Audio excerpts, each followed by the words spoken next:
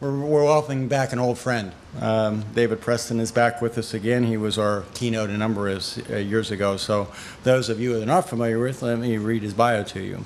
Dr. Preston is professor of history at the Citadel with a special interest in war and peace among French, British, and Indian peoples of the 18th century. A native of western Pennsylvania, Grove City, he earned his doctorate in American history at the College of William and Mary. His first book, The Texture of Contact, European and Indian Settler Communities and on the Frontiers of Equatia, 1667-1783, which came out in 2009, examined everyday relations in early America. His highly acclaimed book, Braddock's Defeat, the Battle of the Monongahela and the Road to Revolution, was published by Oxford University Press in 2015. It recently won the Guggenheim Lehrman Prize in Military History and the Distinguished Book Award of the Society for Military History. Like I mentioned before, he's an old friend, and we're really glad to have you back. Welcome, David Preston. Good afternoon, everyone. I'm indeed very happy to be back with you. It's been 2 years, too long. But I'm really happy to be here with you again, and I know this is after lunch, so this is a great opportunity for you to experience a military academy. So I can ask you to do push-ups if you fall asleep, right? Wake you up. Well, today I want to talk by way of introduction about the origins or the causes of the event that we're focusing on here at this particular French Creek Heritage event. And that event is Pontiac's War, which lasts from 1763 to 1765. And it has a major impact on American history. And it's important that we know something about it. One of the great tie-ins, if you can go to the next slide, is that this conflict has a lot of local ramifications. In fact, the 3 British forts that stood in this region, Fort Presque Isle, Fort Le Boeuf, and also Fort Venango, so that's Erie, Waterford, and modern Franklin, all 3 of those British forts were captured by local native peoples, Iroquois, Delawares, etc. The garrisons captured or killed. And so this conflict most definitely raged in the area of French Creek. At Fort Venango, again, modern Franklin, this is where this happens. In 1763, when Indians capture Fort Venango, the commander of that post, a British officer in the Royal American Regiment, young lieutenant, before the Indians kill him, they make him write a letter which describes their grievances, why they were fighting, essentially. And this letter eventually makes its way up the chain to other British officials. And the 2 things that this officer wrote about, per the Indians' instructions, was number 1 was the cutbacks on gunpowder and ammunition in the years leading up to the outbreak of the conflict in 1763.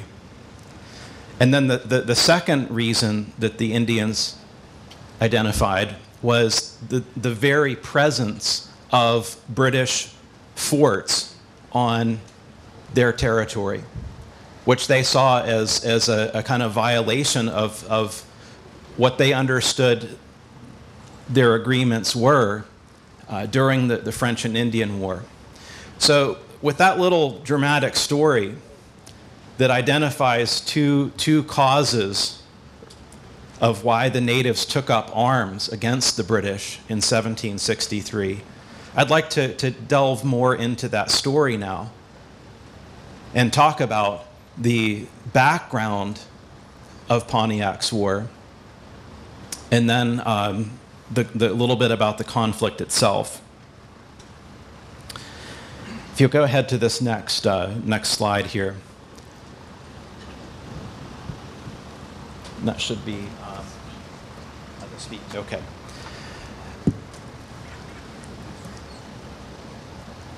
For really about 100 years up until this point, in the 1760s, the Indians had been dealing with the two dominant powers in North America, the French and the sprawling, burgeoning British colonies. And the French, by the mid-18th century, had garnered the lion's share of Indian alliances across the continent. And I think we all, many of us know the reasons for that. The French were developing the fur trade in colonial America, which necessitated a reliance upon Indians, a reliance upon Indians' hunting skills to go out and bring pelts back, skills that the French did not have. And also the French were numerically weaker than the British. Even at its height, the entire colony of New France, by the late 1750s, it only numbers about 70,000 souls, whereas the British in that period number about 1.5 million. And so by necessity, because of their smaller numbers, the French, again, were reliant upon the Indians as allies, both economically and militarily. And so the French built forts and trading posts across the continent to help anchor their control of key places. But as this quote from a Canadian Iroquois warrior identifies, there's a key difference between the British and the French that native peoples perceive in the 18th century. I'd like to read you this quote. This Canadian Iroquois speaker in the year 1754, he says to fellow natives in this council, "Brothers, are you ignorant of the difference between our father," meaning the French governor, "and the English? Go see the forts our father has erected, and you will find the land beneath his walls is still hunting ground, having fixed himself only in those places we frequent, only to supply our wants. Whilst the English, on the contrary, no sooner get possession of a country than the game is forced to leave it. The trees fall down before them, the earth becomes bare, and we find among them hardly wherewithal to shelter us when the night falls." So it's a picture of what happens when the English come into town. They erect a fort, settlers usually follow, and they carve out farms. They cut down trees. Whereas the French, for the most part, whenever they established fortifications or trading posts, there was almost minimal to no settlement by the parts of the French Canadians. And that's why, in many respects, the French never controlled anything in North America beyond range of their own muskets in their forts, because they were essentially guests of the Indians. Because honestly, North America was still an Indian world. Even though the British and the French laid claims to huge swaths of territory, the reality on the ground, as that unfortunate lieutenant found in 1763, was that the natives still have the control. If you go to the next slide. Here's an example, a concrete example of what that Canadian Iroquois warrior was talking about. Think about the Delaware Nation, the Delaware Indians. They had once lived, their homelands were more in what is now eastern Pennsylvania and New Jersey. And indeed, the Delawares were the native peoples who welcomed William Penn when he began his colonization in the 1680s. Over the course of the 18th century, however, Pennsylvania becomes this magnet for settlement. You know, there's Germans, there's Scots, Irish, all sorts of immigrant groups coming to Pennsylvania because, as we all know, it's a great place to live, and it's great farmland that's readily available. But as you can see on this map, what's happening is that as the colony expands, the Pennsylvania government is having to negotiate all sorts of land purchases with the native peoples. And sometimes those land purchases lead to misunderstanding, disagreement, or sometimes outright fraud in how the land is appropriated. So the Delawares will, in the mid-18th century, they basically move across the Appalachian Mountains to the Ohio country. And it is here that they want to establish and keep their lands and their independence. So for the Delawares who participate in the French and Indian War and then subsequently Pontiac's War, maintaining their independence and their distance from British settlers is really a paramount issue. And indeed, these disputes over land had brought native peoples into conflict with Pennsylvania and Maryland and Virginia during the French and Indian War. If you go ahead to the next slide. And it was during that conflict, beginning with the aftermath of Braddock's defeat in 1755, that Delawares, Shawnees, and other natives from the Ohio Valley and even the Great Lakes region, they inflicted tremendous destruction on the frontiers of Pennsylvania and Maryland and Virginia in particular. Thousands of colonial settlers are killed, displaced, turned into refugees, farms destroyed. It's a scorched earth type of war. The French called it, by the way, la guerre sauvage, to describe this type of guerrilla warfare that utterly devastates your enemy in the countryside. If you go ahead to the next slide, very graphic but real depiction of what this war was about. It involved, yes, the killing of civilians, farmers, taking people captive, lifting people's scalps.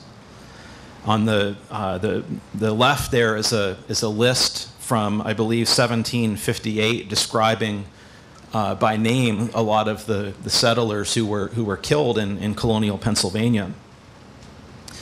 The natives in this region were nominally allied with the French during the French and Indian War. So local groups like the Delawares, the Shawnees, Miami is a little bit further west. Yes, they were allies of the French, but they were fighting for their own motives and ends. And a lot of those ends, the strategic goals that the Indians wanted as far as this war was concerned, they start to come out as the French and Indian War winds down in 1758 and 59. You can go ahead to the next slide, please. Let's cut to the chase here. By 1760, the British have regrouped from their earlier defeats, like Braddock's defeat. There's a great book on that, by the way, Just saying. Oh, thank you. They regroup from those earlier defeats in the early years of the war, and this very much becomes a war of conquest. The British take the war to Canada. They capture the cities of Quebec and Montreal in 1759 and 60. And what the British achieve in the French and Indian War is a huge shift in the balance of power on the North American continent. And where this all is solidified is the Treaty of Paris in 1763, a treaty that really cements the outcomes I'm talking about. In this treaty, the French ceded to Great Britain all of their claims in North America east of the Mississippi River. And so if you look on that map there, all of these lands that were once in contention between the two empires, now they are fully British. Again, in theory, right? Because these are territorial claims. It doesn't necessarily reflect the reality on the ground. So what does this do for the British? Well, in essence, what the British have to do at the end of the French and Indian War is quite literally, if you watch me up here, they have to step into the shoes of the French. It's now the British army that has to come in and take the reins of the fur trade, of all of these networks of alliances that once existed between, say, the Ottawas and the French.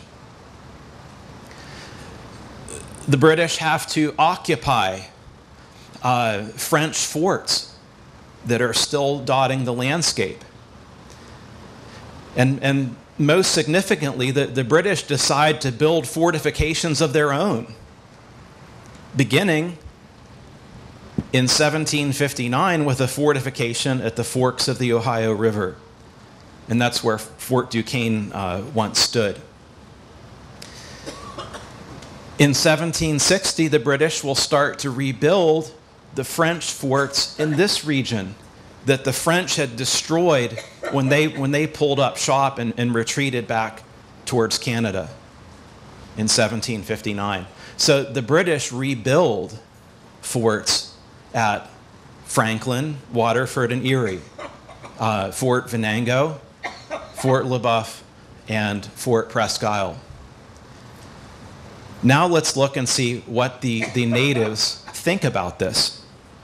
Go ahead.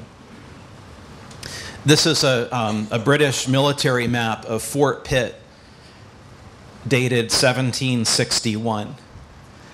This is a massive, massive pentagonal British fort. In fact, there's kind of an argument as to whether Fort Pitt or Fort Crown Point on Lake Champlain was the largest fortification in America at that point in time. Like, that's how massive these things are. So imagine if you're a local native, a Shawnee, Delaware, Seneca, and you've just fought in this war to preserve your lands from British settlement. And you see this fort, it speaks one simple word, and that's permanence. The British are here to stay. And this is not what the natives imagined would be the outcome of the war. It's interesting that many of the Indian combatants who fought with the French in Pontiac's War, that they will say things to the effect that, well, you, meaning the British, you might have conquered the French, but you never conquered us. And that's a key difference. So let's take the example of Fort Pitt. Remember what that Canadian Iroquois speaker said in 1754? the difference between the forts of our French father versus the English. So the British begin constructing a new fortification here at the Forks of the Ohio in 1759. It eventually blossoms into this.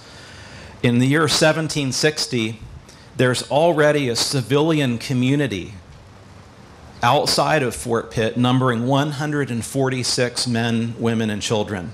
We know that because there was a census taken. The next year, like when this map is drawn, in fact, there were 332 civilians living outside of the fort. And that's like a small town in colonial America.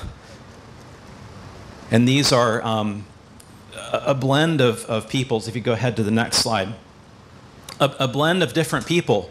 For those of you who have served in the armed forces, you know that it takes a lot of logistics to maintain a garrison, a force in the field, or at a particular outpost. It takes civilian contractors, and that's exactly the case in the 18th century, where you had civilian artisans, teamsters, tavern keepers, women coming in as laundresses, hospital aides, and things like that. And remember, too, that the British had opened well-engineered military roads, Braddock's Road and Forbes's Road, across the Appalachian Mountains. And those were like open doors to settlers coming in. And so there's all sorts of disputes that are created in the 1760s over colonial hunters that are coming in to the Indians' hunting grounds, as well as illegal settlers. Go ahead to the next slide. Here's what one Delaware speaker told a British officer in 1763. He said, "You marched your armies into our country and built forts here, though we told you again and again that we wished you to move. The land is ours and not yours." Similarly, go ahead to the next slide. This is a quote that often appears in books on Pontiac's War, as well as in my first one. A Delaware sachem named Kikuskung in 1762, so this is 1 year before the outbreak of conflict. He said, "If the English would withdraw or draw back over the mountains, they would get all the other nations in their interest. But if they stayed and settled there, all the natives would be against them, and he was afraid it would never come to peace again." So this is a Delaware leader who got it, that what many Indian peoples resented as the French and Indian War concluded was simply this expansion of the British Army into their lands. New fortifications that seemed ominous and threatening of maybe the British coming in to dispossess them of their lands.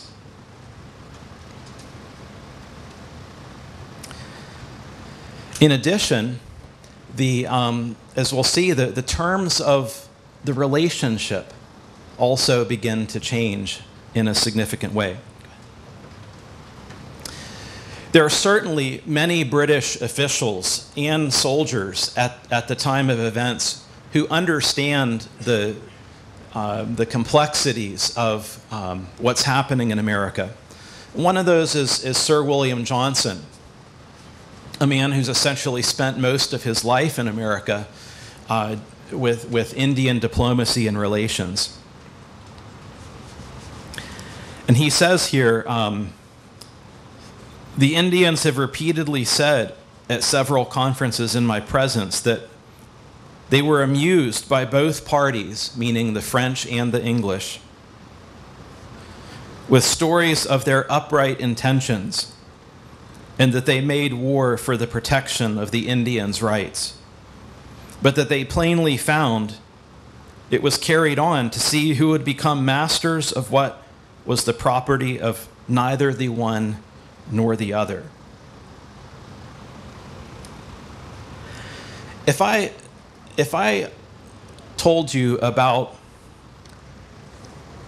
a group of people waging a struggle for independence against the British Empire, a people that feared that perhaps what the British were trying to do was to destroy their rights and liberties because the British had altered the terms of the relationship economically.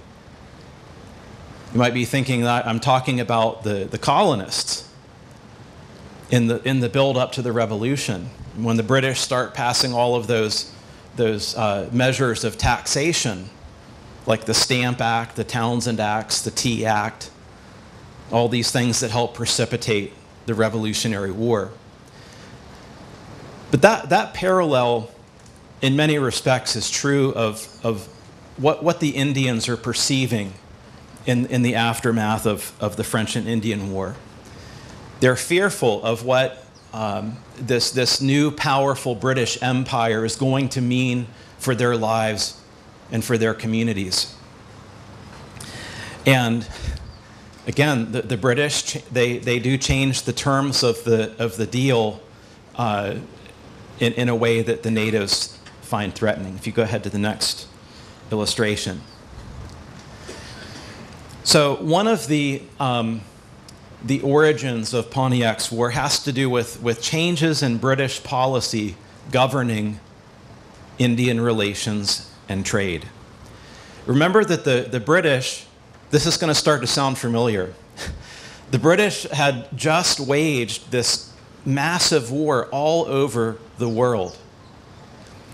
And we like to call it the French and Indian War here, but it's known as the 7 Years' War across the globe. There's fighting in Europe, the Caribbean, the Mediterranean, and Africa, India, even as far as the Philippines. And the British have expended a lot of money to fight this war. And that's part of the reason, as we know, that the British start to expect that the Americans pay their fair share in taxation towards their own defense.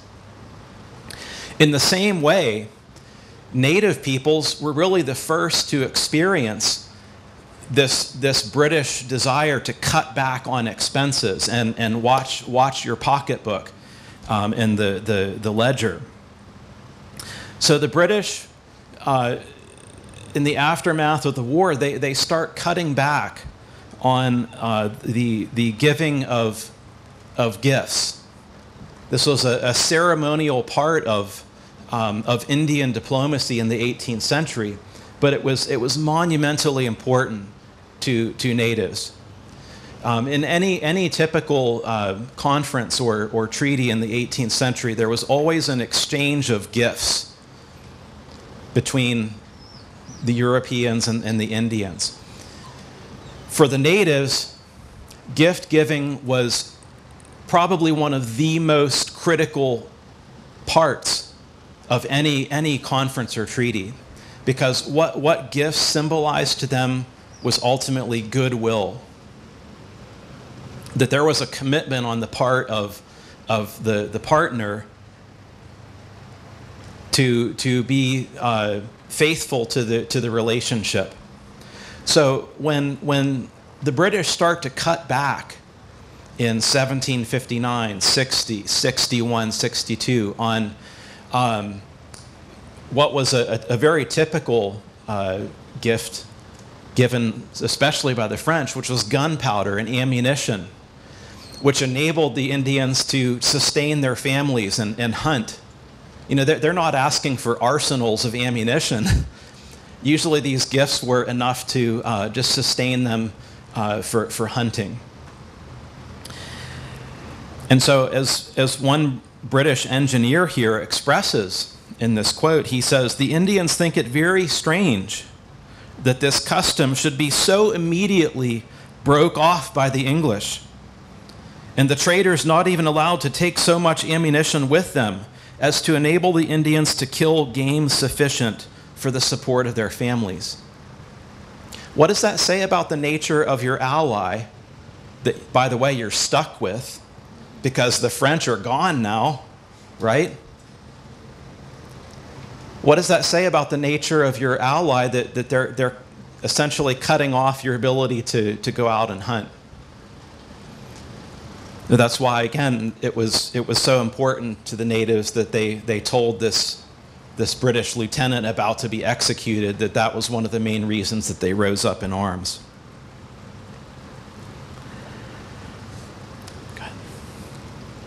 Probably one of the most difficult parts of Pontiac's War to understand for us in the modern time is that it did have a religious dimension to it, as well as an economic and political dimension.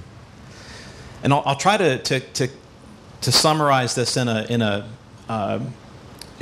short and concise way, and perhaps it's something we can talk about in our Q&A time. But in mid-18th century, there are lots of movements happening in Indian communities all across northeastern America that are religious in nature.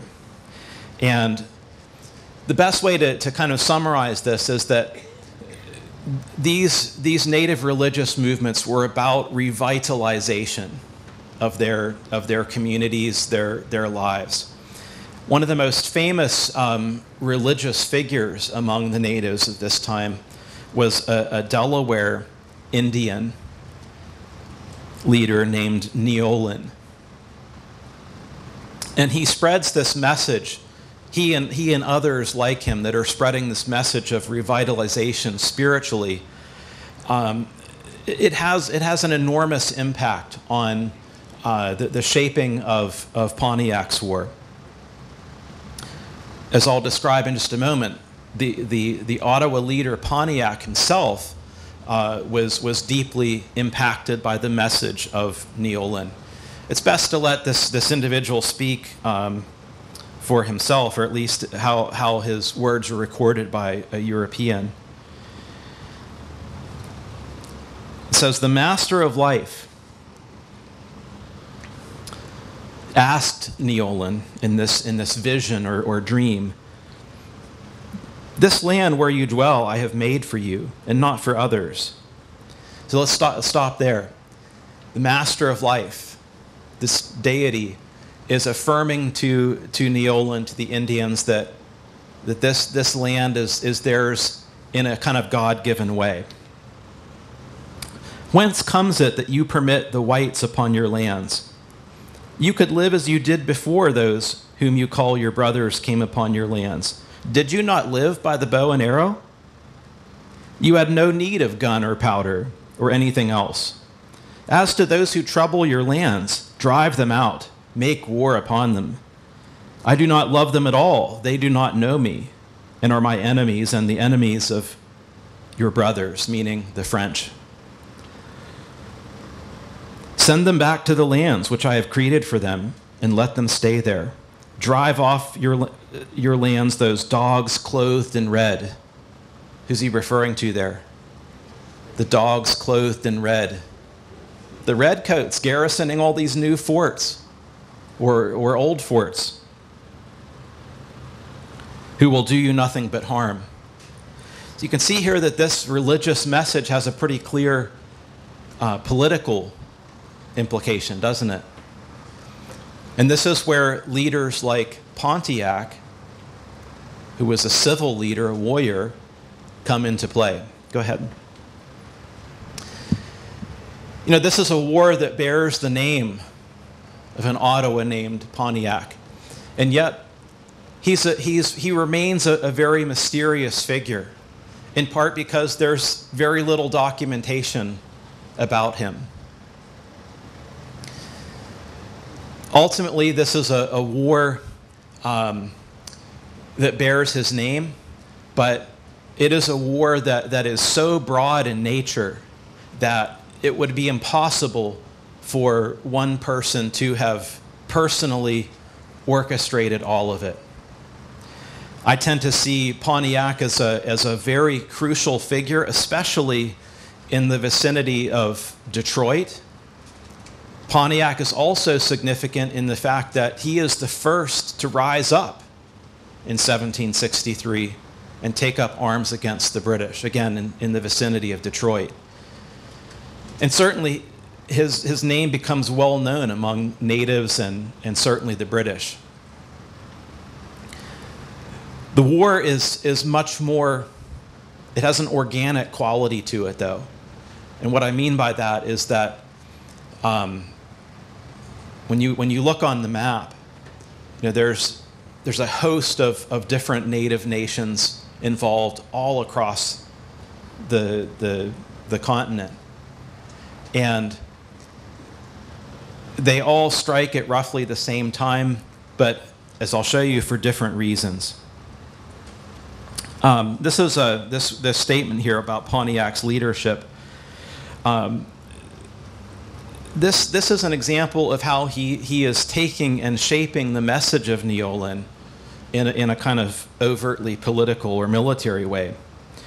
He tells fellow Indians, "It is important for us, my brothers, that we exterminate from our lands this nation which seeks only to destroy us. You see as well as I that we can no longer supply our needs as we have done from our brothers, the French. The English sell us goods twice as dear as the French do, and their goods do not last."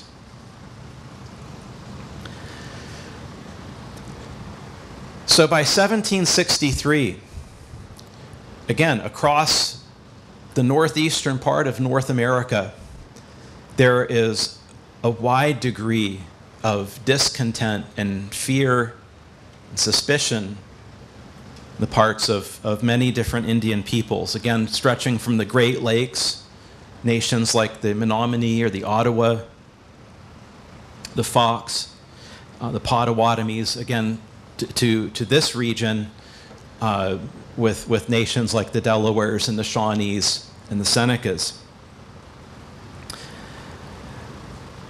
This is essentially, by the way, the same group or coalition, if you will, of nations that had been involved in the early part of the French and Indian War. All these nations that I just mentioned they had warriors at Braddock's defeat fighting against the British. So in a sense, it's no small thing for these same peoples to rise up again. And rise up against British rule and all of these grievances is exactly what they do. If you go ahead to the next illustration.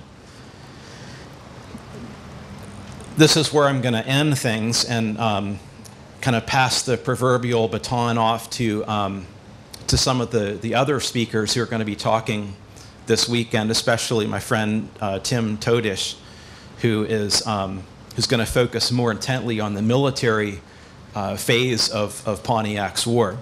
But just by way of preview, it's downright amazing what happens here in 1763.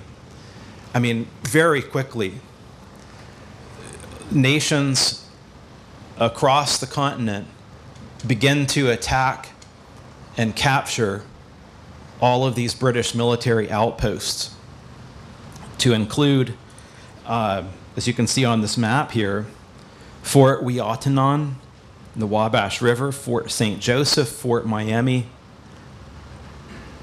Fort Detroit is besieged by Pontiac and his coalition.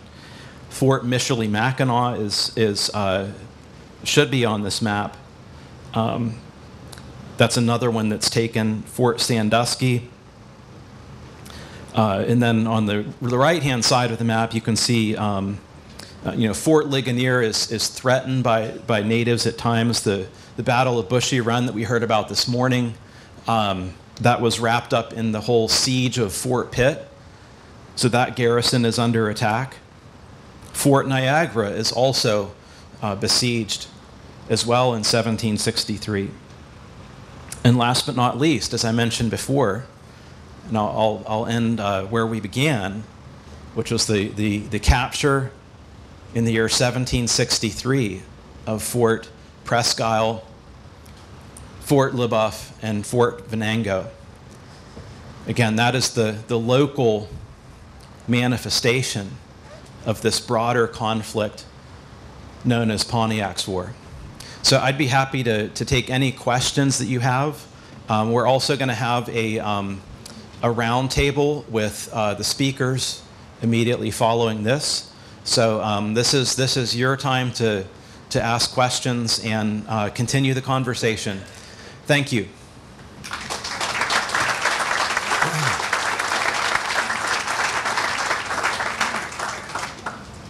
Yes, sir, Tom. David, throughout Pontiac's rebellion, the beginning of it and all through it, the natives continuously tried to drag the French back in. Yes, indeed. Illinois country back to Louisiana. Just speak a little bit about that. Yes, thank you for asking that. And that's actually an important admission on my part, is that for a lot of these natives, what they're looking back to is this what they see as this good example of the French. And in many respects, Pontiac's War is kind of a tale of two fathers. And what I mean by that is that the Indians referred metaphorically to their French father or their British father, meaning ultimately the kings of those two countries, or the governors representing them. Now, the mistake that most Europeans made in this period, whenever they heard the Indians refer to the French as their father or the British as their father, is that they think that means the Indians are acknowledging that they're somehow inferior and that they're the children, right? But that's not at all what the Indians have in view here, because they very much see this alliance as a relationship of equals. So the question to ask, Tom, is what do the Indians think is a good father? And a good father in any native community in that time period is one who is utterly generous and open-handed. That's really good with gift giving, right? A good native father was one that obviously protected his children and also solved disputes among them. Remember, that's what the French did exceedingly well in this period, because they had so many Indian allies, right? And so sometimes, the allies start bickering with each other. They have disputes back and forth. And that's when the French father steps in and helps to solve those things and keep everybody united. But it was more, again, that sense that a good Indian father is one that loves his children, loves to bestow gifts. And so you can see by contrast that the British father in the time period of Pontiac's War is one that's coming in like a conqueror. We just knocked the French off the continent. We conquered the French all over the world. And some British officers, not all, but some of them do have this kind of imperious attitude towards the Indians. They really do look upon them as like these dependent, inferior children, as savages, to use that term in the 18th century. And to make matters worse, the British father is not open-handed and cuts back on that traditional expectation of gift giving. So yes, absolutely, Tom. A lot of Indians, they not only look to the French as like this example, but some of them even want the French to return. They're hoping that the French can somehow return to the continent and resume this great role that they once played? Great question. Thank you. Who's next? Bob. Okay. Obviously, during the French and Indian War, there were Native Americans that allied with the British. Correct. What did they do, and who were they? Was the Iroquois nation? What happened to them during Pontiac rebellion? That's a great question. The question was about Indian nations that allied with the British during the French and Indian War. So the best way shortest way to summarize this is that at the very beginning of the French and Indian War, 1754-55, there were almost no Indians anywhere that were really committed allies of the British. The exceptions are the Ohio Iroquois or Mingos that fought with Washington at Jumonville Glen and at least at the beginning of the Fort Necessity campaign.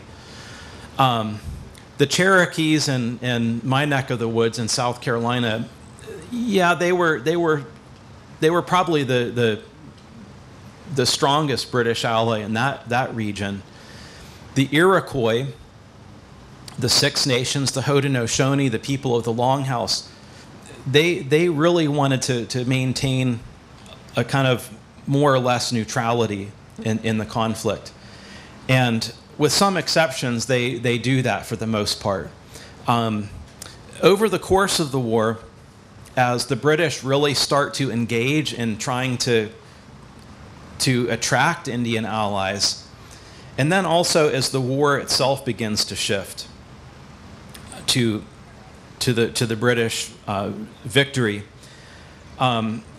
there are some nations that either commit militarily to the British, or at least they kind of they become neutral. So here, two examples of that. In 1757, 58, the British are successful in their diplomatic efforts to help get the Cherokees to come northward and help to defend the Virginia frontier. So during John Forbes's expedition in 1758, there's contingents of Cherokees and Catawbas. They're coming all the way up from the Carolinas to fight with that British army. The Haudenosaunee, the Six Nations,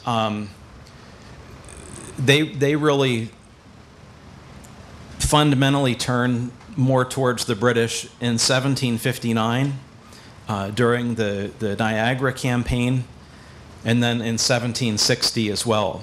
There's large contingents of Iroquois warriors with British armies in Canada in 1760, for example. Some natives, though, as I said, some just say, okay, we're just going to kind of sit out the war and not fight for the French anymore. An example of that is, again, in John Forbes's campaign, where through a kind of diplomatic effort of Forbes and the Pennsylvania government, they are successful in getting the Delawares in particular to become essentially neutral. And so that's why when the British show up at Fort Duquesne in 1758, the Delawares are not, they basically withdrawn from the French orbit. So that's a great question. I think the big thing that we can take from that is that there's a complex set of decisions that each one of these nations had to make, and the war was different for each one of them. For example, the war broke out in what is now Michigan, outside of Detroit, and there weren't any British settlers within hundreds of miles of there. So it's not as though Pontiac and the Ottawas faced this deluge of British settlers coming onto their lands. They weren't fighting for the defense of their lands as much as, say, the Shawnees and Delawares are. So again, each nation basically makes a set of decisions. Come back here and then back to you, sir. I know that Sir William Johnson, he had a lot of influence with the Air Force. Correct. His influence also from the Shawnees and West as well. That's a great question. He was asking about Sir William Johnson. He was the Indian diplomat I had the picture up there of. And the short answer to your question is that, yes, Johnson is the real base of his power as an Indian official. His title is the Superintendent of Indian Affairs for the Northern Colonies. And so he is the royal official that the British are looking to as the point person for everything that's happening in the northeastern part of North America. But the real foundation of his power is his relationship with the Six Nations, and even more particularly with the Mohawks. And I mention that because Johnson very much is a champion of the Six Nations. He wants them to be seen as the most important, the most influential group of natives. And he very much has their interests in mind. So yes, he does have a hand in shaping the diplomacy that's happening out here in the far west, because that's all part of his job and his function. Yes? With the tribes and groups of Indians that are joining up with the British, their fighting styles and strategies, are they going and fighting like quote-unquote guerrilla warfare? Are they joining up and taking on the fighting styles of the British? Where does that kind of cross paths? That's a really excellent question. The Indians in this period, they're not adopting as we learned this morning. I don't know if you were in the talk this morning, but the Indians didn't have siege artillery, so they couldn't plop some rounds of artillery ammunition into these forts. For the most part, they're waging war as they have usually done, and that's in small parties. A lot of these forts that I mentioned that were captured, we're talking here about really small garrisons of British soldiers, like maybe a dozen or 2 dozen men, easily overcome.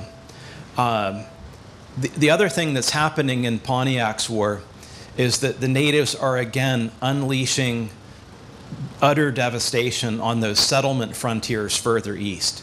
So they're again going over the mountains to attack what is now eastern Pennsylvania, Maryland, and Virginia. There's a great book by a historian, a friend of mine named Greg Dowd, called War Under Heaven. And one of the really intriguing points that he makes is that if you look at where a lot of these native attacks are falling, they're falling along the roads leading to Fort Pitt. So Forbes's Road, Braddock's Road, and they're trying to isolate Fort Pitt by essentially interdicting all the supplies and communications coming across those roads. So his point is that the natives they're not just attacking blindly, like they're attacking with real tactical and strategic purpose. So that's a great question. Again, to use Bushy Run as another example we heard about this morning, that's pretty much a typical encounter in the woods with mobile native war parties. And I like to, it looks like you served in the military. I think a lot of these native war parties, to put this on our terms, they're kind of fighting at the level of like a fire team or squad today. You know, very, very mobile units. Yes? In Dr. Dixon's book, University of Little Rock, makes the argument that Pontiac's war, especially its assault on western frontier, where it pushed back thousands of immigrants who had land, you know, in the trades, describing the horrible treatment that they were being inflicted upon. That those were the seeds that led directly to the revolution, because the people in this area, including Philadelphia, had lost all confidence in Britain's ability to protect the frontier, as it was actually promoting them to come out into the frontier. Would you subscribe to that? That's a great point. And essentially his question was about the relationship between events like Pontiac's War and the Revolution. And yes, there are definitely ways that Pontiac's War carries forward to influence the shape of the Revolution. And I think one of the most significant is the fact of how it, just the brutality of and the devastation caused by this war. It really hardens a lot of colonial settlers against the Indians. And it makes the war on the frontier and the Revolution just that much more intense and brutal. And it really does become a kind of more a struggle for survival on the parts of the Indians by the time of the Revolution and beyond. Yeah. Yeah, but there's also another aspect of your question is that there's all sorts of dispute between the British and the colonists about how they're going to settle the West. In 1763, this had no bearing on Pontiac's War per se, nor was it a reaction to Pontiac's War. But in 1763, the British king creates what's called the Proclamation Line of 1763 that basically draws this line along the crest of the Appalachians, essentially, from New York all the way down to Georgia. And this proclamation is intended to halt colonial settlement west of that line until treaties can be negotiated. And so, from the colonist perspective, they've just fought this war. They've just suffered all of these losses precisely to gain control of places like French Creek or the broader Ohio Valley. And now the British are coming in and saying, wait, we got to put the brakes on this. Some people didn't, including George Washington, didn't like that.